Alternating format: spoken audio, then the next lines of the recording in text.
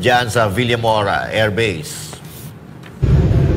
Okay, siya tayo. Nagkausap kami kagabi.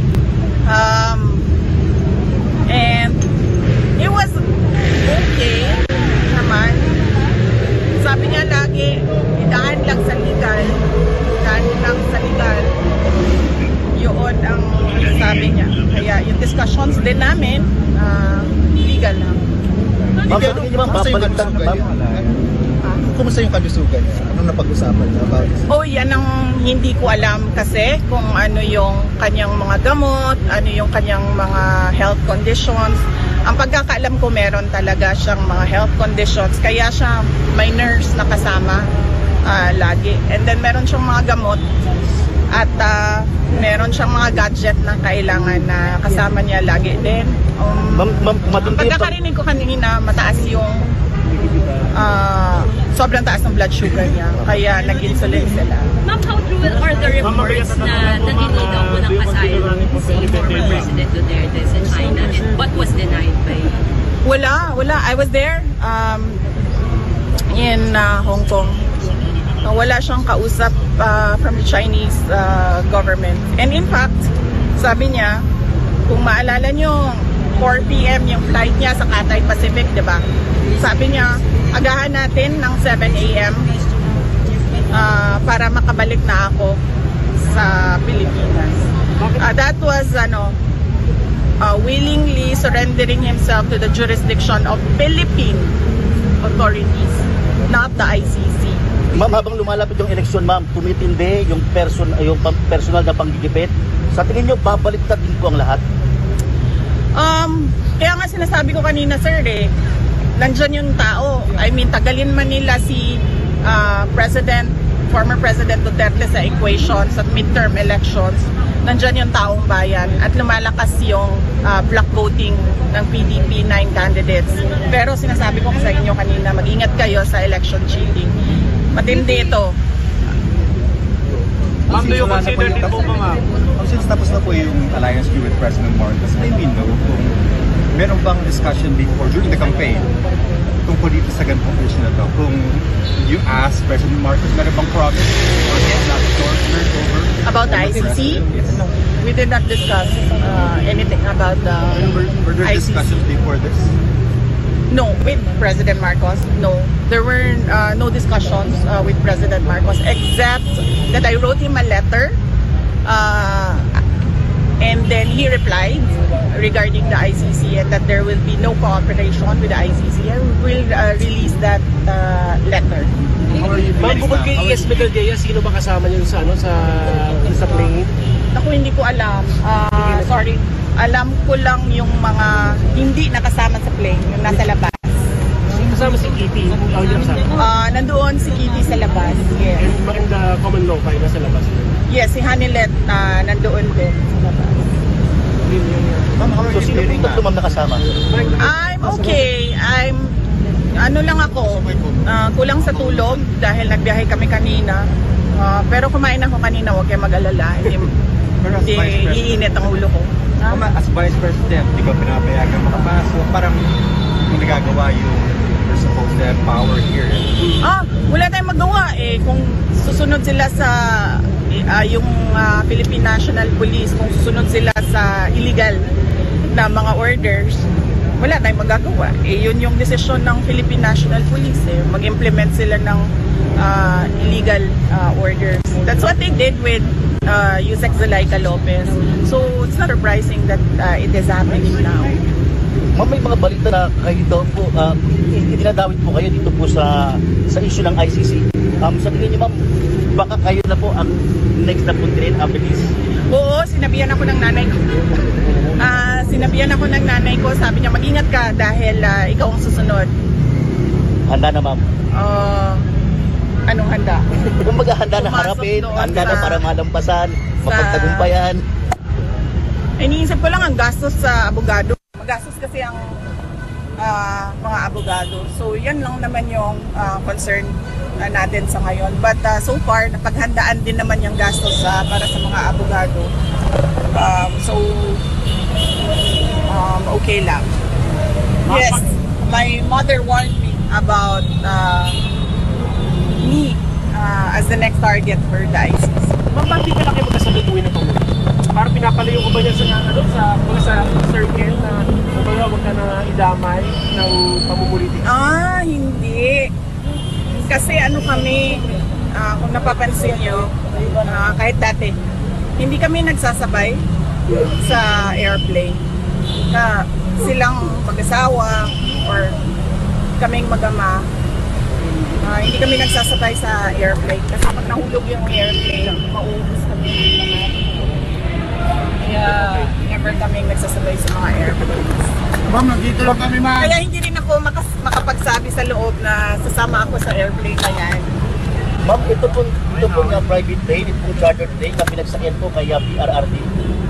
Pag-aari daw po ito ng isang congressman na si Congressman Zaldico. Tama po ba? Hindi ko alam kung sino ang may-ari ng airplane. Pero nung nakita ko na sinasabi nila na galing sa Pilipinas lang yung airplane, makikita na natin na Alay, pinero para hindi na kami ginagawa nila talaga. Ay nako, ano kaya nararamdaman ng mga anak ni Pangulong Duterte, yung aking paring si Baste, tsaka si Pulong. Kasi si Kitty talagang stress siya the whole day. Yes, nakita natin yun. Ito nga, si VP Sara. So talagang, ini-imagine ko pa lang, napakahirap na, alam mo, mahirap na yung mamatayan ka ng tatay. Yes. Pero yung mas mahirap, yung Alam mo, kunin yung tatay mo sa'yo. alam mong Tapos buhay. alam mong buhay na alam mo na pwedeng yun na yung huli yung Yes. pagkikita. At hindi mo alam kung anong nangyayari sa kanya. Oo. Diba? Napakasakit nun, partner. Sad. Oo. So sad, mga boss. Ito Napakasakit.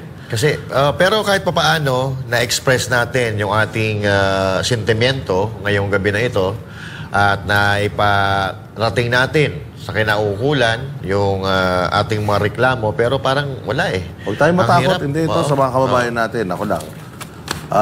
Ginagawa nila ito kasi gusto nila matakot tayo. Oo. Ginagawa nila ito kay Presidente kasi kung sa Presidente ka, kaya nilang gawin. Sa atin pa kaya. O kaya kayo, manahimik na kayo ha. Kayo, ikaw. Kaya ko kayong babuyin. Oo. Parang ganun. Pero kung tayo, magpapapekto dito, ano na kinabukasan natin? Yes. Oo. Ano na yung Pilipinas? Still, the Philippines is worth dying for. Lagi niyong tatandaan na ang Pilipinas ay dapat nating ipaglaban. Yeah. O anuman ang kakaharapin natin, gaano man sila kalakas, meron tayong Diyos na sandigan. Yun ang Yes. lagi ninyong tatandaan. So, darating ang panahon na makakabalik tayo at masisingil natin ng lahat ng mga may kasalanang ito, ilista nyo. Yan. Isa ring malaking question yung pagiging secret nitong warrant of arrest. And hindi ganon ang hindi ganon ang pag-implement ng warrant of arrest dito sa Pilipinas. Wala namang secret na warrant of arrest dito sa Pilipinas. So napakadaming irregularidad nito, no? Meron kang puna doon sa mga lumalabas na sinasabing kopya ng arrest warrant. Ano ba yung mga puna mo o ukol doon, Joey?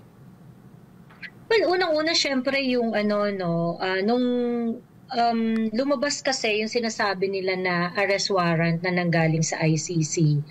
Ang katakata kasi doon, bakit hindi nila pinresent? Wala silang pinresent kahit na physical na warrant of arrest kay PRRD nung siya ay dinampot sa airport. Yun yung una. Pangalawa, noong lumabas na, nagkaroon ng expose yung Vera Files, yung ibang mga content creator, nilabas rin itong PDF na warrant of arrest ng ICC. However, alam naman natin from the very beginning, napaka-questionable nito dahil wala namang lumalabas sa website ng International Criminal Court, at ang International Criminal Court ay napaka-transparent when it comes to this kind of actions. Kung bibisitahin yung ICC website, ang makikita lang doon ay under investigation pa itong isinampa na reklamo laban kay dating Pangulong Duterte noong I think 2017 yata or 2018. Ito ay under investigation pa rin. So wala pa siya dun sa stage supposedly na dapat makakapag-issue ng warrant of arrest. Ngayon, sinasabi nila na nakapag-issue ng warrant of arrest at nung lumabas nga ito, maraming mga netizens ang nakapansin na yung mga in-issue na mga documents ng ICC for this year at ito nga yung comparison dun sa isang order na in-issue sa isang Italian case. Kinumpara kasi nakumpara ko kasi yung dokumentong inisyu noong February 17, 2025 dito sa dokumentong inilabas na purported na warrant of arrest kuno ng Pangulong Duterte, na dating Pangulong Duterte. Yung maraming maraming mga red flags dito kasi unang-una merong logo ng ICC doon sa upper right hand na merong CG na I think parang monogram na hindi present sa ibang dokumento ng ICC of similar nature. Yung mga signatory din, yung mga signatory rin na nandun, yung pirma kasi parehas na parehas. So, it is a legitimate question, no? Are they using e-signature for this kind of document? E-signature ba yung ginamit? Kasi noong pinagtapat nga yung pirma doon sa Italian case ng mga judges na siya ring judge nitong warrant of arrest ni PRRD, nagsilbi ring judge dito sa kaso ni PRRD. Parehas na parehas ang pirma. So, siguro maaaring may palawanag yan ng ng e-signature, ganyan. Aside from that, okay, isa ring question is, ano yung odds na yung judge doon sa Italian case ay yun rin ang set of judge na nandito sa kaso ni PRRD. So, parang ganun ba talaga ka-coincidental ang mga ganung bagay? So, posible naman na ganun nga, no? Posible naman na totoo nga na talagang yung judges do sa Italian case ay yun rin ang judges sa kaso ni PRRD at sila rin yung nag-issue nitong warrant of arrest na ito. Yun lamang, kasi isa ring malaking question yung pagiging secret nitong warrant of arrest. And hindi ganon ang hindi ganon ang pag-implement ng warrant of arrest dito sa Pilipinas. Wala namang secret na warrant of arrest dito sa Pilipinas. So napakadaming irregularidad nito, no. Base sa mga nakalap natin mga impormasyon at sinabi rin naman ni CIDG Director Torre na Director General Torre na sinasabi rin niya na umaakto sila based on the red notice na nakuha nila na ni-request ng ICC. Ang daming irregularidad, ang daming katanungan. Isang malinaw na malinaw dito, illegal ang ginagawa ni General Torre dahil unang-una, hindi na tayo miyembro ng ICC. At kung magre-request ang ICC na isagawa ang isang pag-aaresto, ito ay dapat sumunod sa kung ano yung rules natin dito sa Pilipinas dahil dapat nilang irespeto ang ating batas kung paano ini-implement ang isang pag-aaresto. So yun yun yung mga questions dyan. Meron nga akong pinost na video, ayan nga na pinag-align yung mga pirma at siyang siya yung mga pirma. So yun yung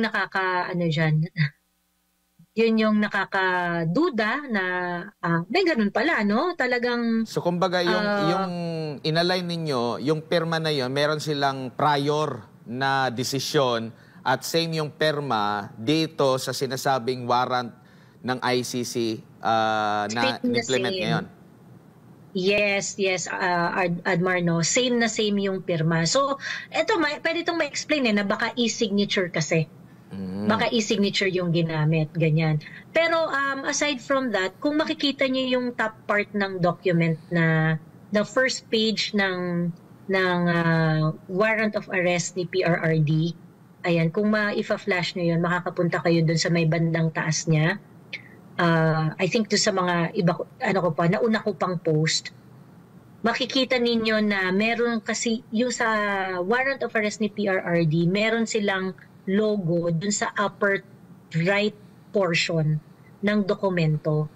Itong logo na to na merong CG doon, hindi ito present sa kahit anumang dokumento ng ICC. Kung titingnan mo at bubusisiin mo, yung iba nilang mga nirelease na dokumento.